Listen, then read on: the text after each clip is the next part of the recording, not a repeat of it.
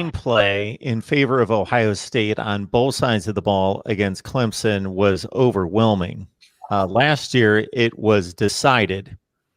I don't think anyone who knows anything about football could watch that game and not say that Ohio State wasn't the superior team offensively and defensively in the trenches, that it was a decided difference. But it was even more egregious this time around. Tyreek Smith, Tommy Togiai, do we know their status for sure?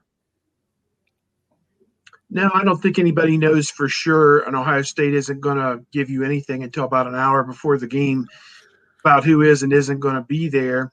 I mean, maybe some things will come out on social media, or one of those guys will put out a sad face emoji and say I didn't get to make this trip or something like that. Or in the case of last week, Harry Miller's mom came out on Facebook and announced that her son had it, and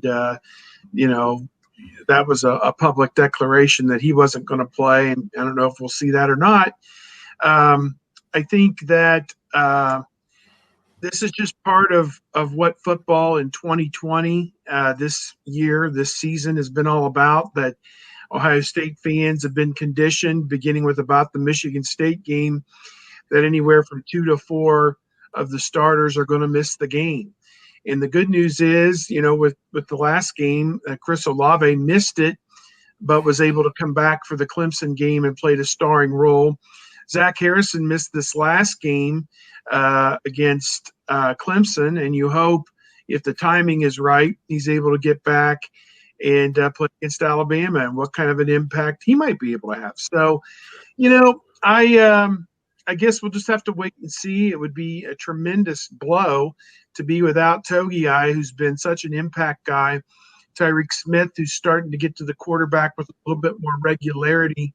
It would be a tremendous blow to be without him as well. I just look at it and just say, well, hey, the next guy has got to play. And some of those guys that we haven't seen quite as much, they're going to have to step up if that's what it is. And we just have to accept the result for whatever it is. It doesn't seem like anybody's inclined to postpone this game over a few positive tests. And I just think that it's looking more and more like it's going to be on Monday. And that's just the way it's going to be, the way it's got to be. So they just got to make the best of it, in my mind. And it is what it is. It's the year 2020. Nothing's perfect. And it's chance of a lifetime for these kids to play in a championship game, and very unfortunate to have to deal without it. Well, the college football playoff has come out with their low bars of, you need 53 players and 1 quarterback and 4 defensive linemen, and Ohio State has upwards of 20 defensive linemen on the roster. And so when there are reports about an entire position being decimated, like if you include the walk-ons, I mean, it's almost impossible to get down to 4 defensive linemen. And so, we've all seen the names, but I don't see things getting so bad there that they can't play, just because Ohio State recruits a bunch of defensive linemen, and they've got a bunch. And now there are some who aren't healthy, and that has taken a hit as well.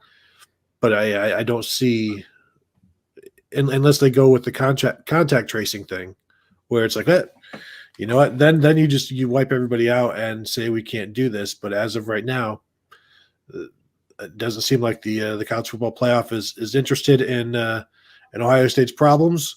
I'm sure Alabama isn't either, and they'd have to get, I guess, considerably worse in order for this to be something that will be addressed. And as long 4 defensive linemen is just so few as a bottom line that it's kind of ridiculous.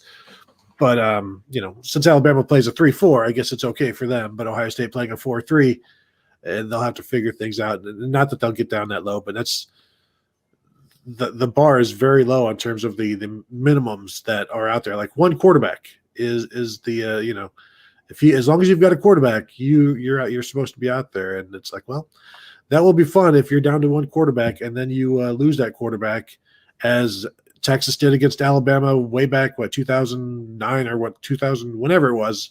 They lost Colt McCoy and had to go with Garrett Gilbert or whatever. At least he was a quarterback. What happens when Ohio State or Alabama would have to put in, well, I wouldn't mind seeing DeVonta Smith at quarterback. Sure, go ahead.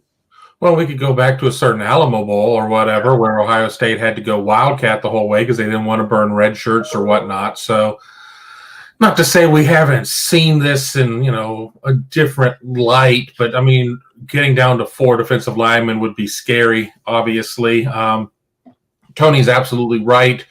What the definition of contact tracing is, where those dates are, what's going on with all of that. You need to see guys like Antoine Jackson, Jerron Cage, Teron Vincent step up at defensive tackle. If Steve had mentioned, if Zach Harrison is back for this game, that would be important. Somebody like Jean-Baptiste. You have some young guys. I mean, we saw early in the season, we saw Ty Hamilton play. Going up against a Joe Moore award-winning offensive line for Alabama, going for the best offensive line unit in the nation. It's going to be a challenge, but spoiler alert: Ohio State wasn't going to shut Alabama out. And while it would be nice to slow them down, you're going to need some service breaks out there. You certainly would prefer to have them scoring in 9 and 10 play drives than 2 play drives, but. It's kind of a next man up, and honestly, Ohio State's going to win this game by putting more points up on the board, not by holding Alabama down to 17. That's just not realistic, in my opinion, unless I have an absolutely wrong read on this game. And trust me, I'm sitting here 36 minutes into this show, ready for Mark to ask me a prediction, and I have no earthly idea at this point. So I'm kind of, if I look distracted, it's because I'm just trying to flip a coin. Kevin goes first. No, hell no. Well, Tony, at least Kevin and Steve have a little buffer from last week. You got to make up for your wrong prediction. Did they pick Ohio State? They've got a postseason win in the win column, both of them. Well, here's the thing about that, though. I have never picked an Ohio State CFP game correctly, so I don't know that anybody wants me to pick Ohio State in this one, so we can discuss it later. But I think 20-17 sounds good. I don't care what Kevin says. You are legitimately like 0 and what would it be, 7 or something like that? 0-4, like what? Ohio State's 4 playoff games. Okay, they got 4 other playoff, now 5. Well, then we've got the 2 from 14. They get the 2 Clemson games, the 3 Clemson games after that. So yeah, we're up to 5. Win, loss, win is for Ohio State. Yeah. Yeah, no, I have not yet correctly predicted an Ohio State playoff game. Nice work, Tony.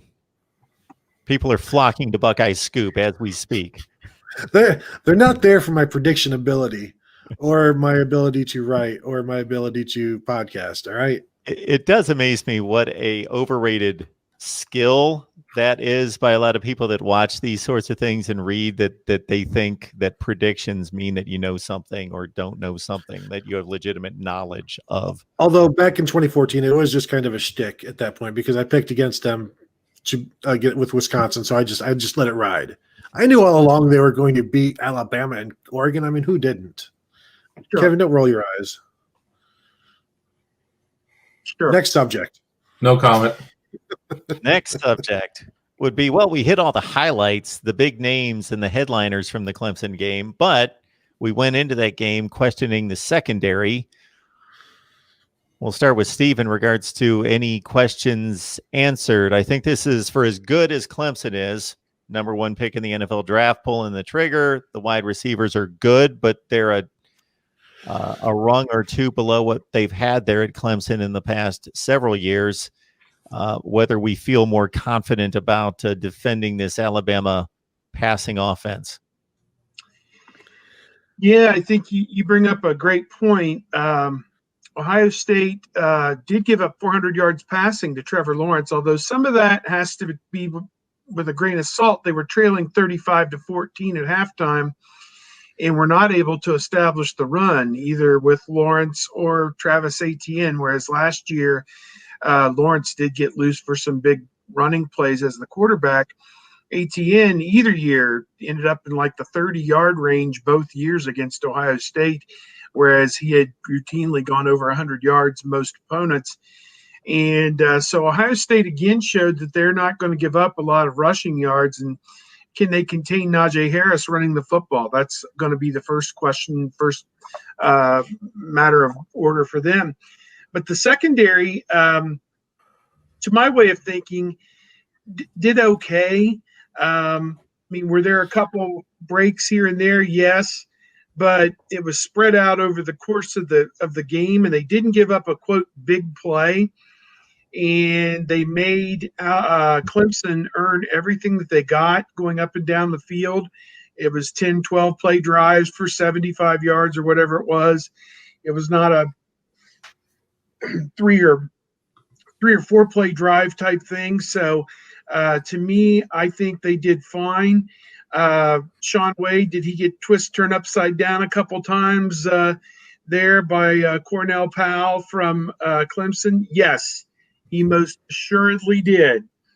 But on a couple of those instances, he was playing soft coverage off the receiver because they wanted to keep the play in front of them and not allow anybody to get behind him. And maybe that's not his best strategy or best technique. So to me, Marcus Williamson's going to be critical. If they line up DeVonta Smith in the slot, it would seem like Marcus Williamson would be checking him more times than not because he's more the slot corner. But I think Seven Banks, it's going to take a village. Seven Banks, Sean Wade, they're all going to be up against him at some point. In the safeties, and again, it depends. Are they going to go to more of a nickel look and pull a linebacker or a lineman, or are they going to try and win with three corners and one safety? I guess we'll have to check and see how they're going to do that. Alabama's offense, this is probably one of the best offenses they've ever had in school history.